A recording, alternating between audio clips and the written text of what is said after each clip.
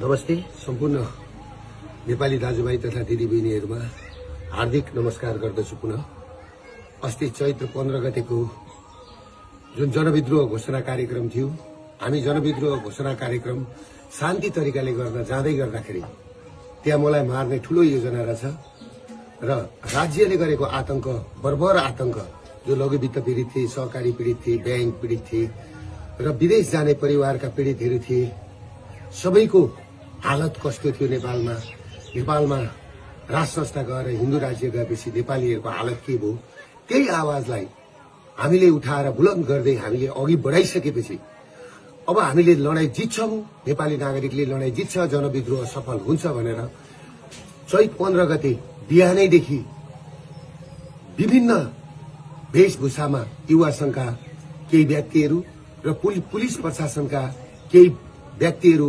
Civil ड्रेसमा हात हतियार सहित गएर अर्काको घरमा चढेर बिहानैदेखि घर कब्जा गरेर जुन घटना पुलिस प्रशासनले घटायो र हामी कार्यक्रम स्थल 1:30 बजे पुग्दै गर्दाखेरि कार्यक्रम स्थल पुग्नुभन्दा 15 मिनट अगाडि नै हामी जहाँ स्टेज बनायौं, हामीले त्यत्रो खर्च गरेर शान्तिपूर्ण प्रदर्शन गर्ने भनेर हाम्रा पाहुनाहरू हामीलाई स्टेजै पुग्न नदिकिन बाटैबाट गोली हानेर चाहिँ नि लखेट्न थालेपछि, टियर ग्यास हान्न थालेपछि त्यस पछाडि हामी अघि बढ्नु पर्यो।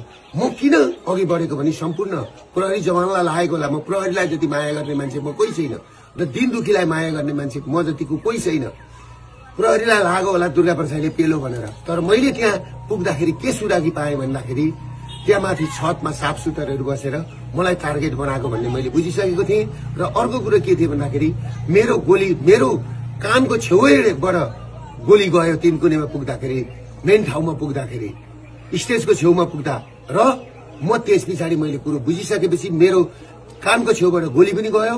फेरि अर्को कुरा के भन्दाखेरि तपाईहरुको मेरै गाडीमा आएर टियर ग्यास खसिसकेपछि त्यस पछाडि म उत्रेर मेरो ड्राइभरलाई निकालेर म आफै गाडी चलाएर यिनीहरूले मलाई मार्दै रहेछन् र यिनीहरूले मलाई कि त थुन्नु पर्यो, गुन्जालो जो पेरुको गुन्जालो बनाउने, या त बनाएर मलाई कि त थुन्नु पर्यो कि त मार्ने षड्यन्त्र गरेको मैले बुझिसकेपछि मेरो अन्त काहीँ उपाय नभएर म पुलिसको ब्यारिकेड तोडेर सुरक्षित स्तरतिर म पुगेको थिएँ र म पुगेको हुँ र मैले पुलिसलाई चित्त दुखाउने काम मैले गरेका छैन। आम सर्वसाधारणलाई म के भन्छु भने तपाईहरुले देख्नु भएको छ राज्य आतंक कसरी अघि बढिरहेछ। किनभने माओवादीको उसमा चाहिँ 3000 जति मान्छे आए अनि मान्छे आएनन् भनेर हाम्रा मान्छे बढी हुन्छन्। काठमाडौँमा हाम्रो त्यो दिन मान्छे 5 लाख मान्छे उत्रिदै थिए। हाम्रो पलङ्कीको मास आउन दिएन, हाम्रो गौशालाको मास आउन दिएन, हाम्रो बसपाको मास आउन दिएन। सबै जुलुसलाई बाटोमै रोकेर सुरुमै कार्यक्रम स्थल हामी पुग्नुभन्दा 15 मिनट अगाडिदेखि नै रणभूमि जस्तो बनाएको थियो। त्यसले गर्दाखेरि कुन नेपाली दाजुभाइ दिदीबहिनीहरूको आँखाबाट आँसु झर्दैन, कसको ब्लड खुन ताप्दैन। त्यसले गर्दाखेरि म आफू सुरक्षित हुन सुरक्षाकर्मीको घेरा तोडेर भित्र पसेको सुरक्षाकर्मीलाई म के भन्न चाहन्छु भने तपाईहरु प्रति मेरो कुनै लक्षित दुश्मनी होइन, तपाईहरु राज्यको संयन्त्र हो। तपाईहरुलाई पर्न गएको चोटमा म क्षमा चाहन्छु।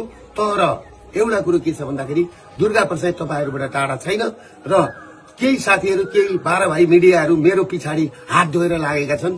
यिनीहरु भनेको क्रिस्चियनको पैसा खाएर, युएसआईडी को पैसा खाएर, युरोपियन युनियनको पैसा खाएर आज देश तहस नहस बनाएको छ र केही मारवाडी तस्करहरु र 12 भाइ मिडियाहरु जुन तरिकाले लागेका छन् सोशल मिडियामा बोल्ने बुद्धिजीवी दाजुभाइ दिदीबहिनीहरूलाई, सबै बुद्धिजीवी विज्ञ वर्गहरूलाई म के भन्छु भने यो नागरिक विद्रोहलाई सफल पार्न सबैजना सहयोग गरिदिनुहोस्। म भागेको छुइनँ, म भाग्दिन। पुलिस प्रशासनले मलाई खोज्नु पर्दैन, किनभने मलाई गुन्जालो बनाएर यो आन्दोलन दबाउने कोसिस गरिएको छ।